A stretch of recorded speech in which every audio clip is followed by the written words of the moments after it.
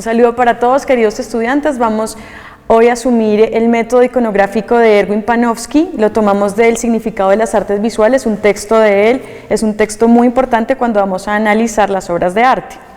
Vamos a tener en cuenta los tres momentos de su método iconográfico: el análisis preiconográfico, el análisis iconográfico y el análisis iconológico. Vamos a empezar con el análisis preiconográfico o la preiconografía. En esta preiconografía nosotros lo que vamos a reconocer son las formas, las líneas, los colores, los elementos que están dentro del cuadro o dentro de la obra de arte. En este caso nos vamos a enfocar en la pintura, pero este método también sirve para analizar esculturas u otro tipo de obras de arte. Entonces, en este momento del método, lo único que vamos a revisar son los componentes y los elementos de la obra de arte.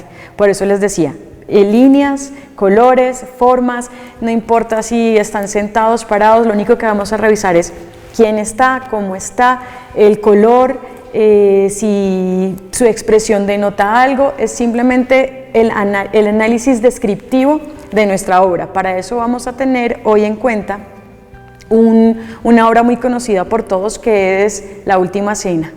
Para revisar el primer momento del método, el preiconográfico, vamos a tener en cuenta la imagen de la Última Cena.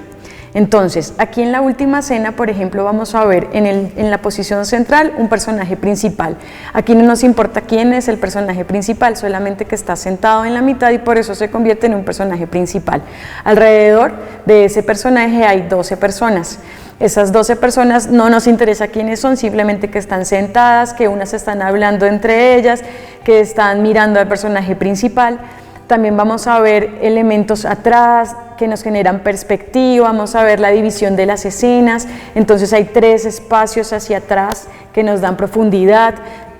Cada uno de estos elementos son los que vamos a tener en cuenta en el primer momento preiconográfico. En el siguiente momento, cuando ya nosotros vamos a hablar de la iconografía, ya pasamos el nivel de descripción de elementos y vamos a tener en cuenta las historias que van a ir alrededor de esos elementos. Por eso la iconografía, me permito leer, constituye una descripción y clasificación de las imágenes. Se ocupa de las imágenes, historias y alegorías, no de los motivos, porque los motivos se van a analizar en un momento posterior. Y por eso presume una familiaridad con los temas y los conceptos específicos de esa obra de arte. Retomamos La Última Cena y nos damos cuenta que a partir de esos elementos que describimos en un primer momento y que ese grupo de personas está sentada en una mesa y que están alrededor de un personaje principal, se vuelve el motivo y la historia como La Última Cena. Por eso cuando nosotros vemos el cuadro, nos damos cuenta que no es cualquier cena, que no es cualquier momento en donde se reúnen a comer, sino que efectivamente es la última cena, porque está Jesucristo en la mitad con sus 12 apóstoles alrededor. Entonces, esas historias y esas alegorías nos van a ayudar a entender un poco más cuál es el formato y cuál es lo que el artista va a querer enseñar a partir de su pintura. La iconología nos va a acercar a la familiaridad en cuanto a temas y a conceptos. En la iconología lo que vamos a hacer es ya una interpretación. Nosotros no solamente describimos, ya pasamos 2 momentos descriptivos, uno muy formal, otro ya con alegorías, y en el último momento lo que vamos a hacer es interpretar. Para esa interpretación nos vamos a basar en las historias del autor, en las categorías que manejó el autor y la época. Como ustedes saben, la obra de La Última Cena es de Leonardo da Vinci y hace parte de lo que nosotros conocemos como el Alto Renacimiento italiano.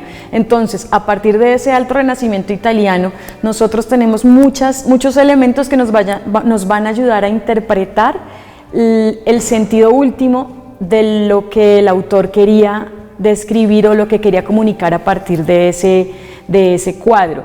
Y para nosotros es una ventaja porque está basada esa imagen en el Evangelio de Marcos y en el Evangelio de Lucas. Es más fácil entender qué es lo que quería comunicar en este caso el autor.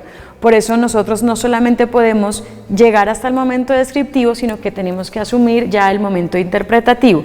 Entonces, a partir del Evangelio, de leer lo que dicen los 2 evangelios Y a partir de entender lo que significa desde el Alto Renacimiento cada uno de los elementos, podemos dar nosotros mismos una interpretación, y esa interpretación entra dentro de lo que es la iconología. Para que quede un poquito más claro, vamos a ver esa diferencia, porque a veces se crea algún tipo de confusión entre lo que es la iconología y lo que es la iconografía. Entonces, lo que hacemos nosotros para entender la diferencia entre iconografía y iconología es que, como les decía, la iconografía, que viene de, o por lo menos el sufijo grafía, que viene de un origen griego que significa descripción, simplemente lo que va a hacer es describir la imagen, lo gráfico de la imagen. Esa es la iconografía. Ya la logia, que es el sufijo que significa estudio y tratado, se convierte en algo interpretativo.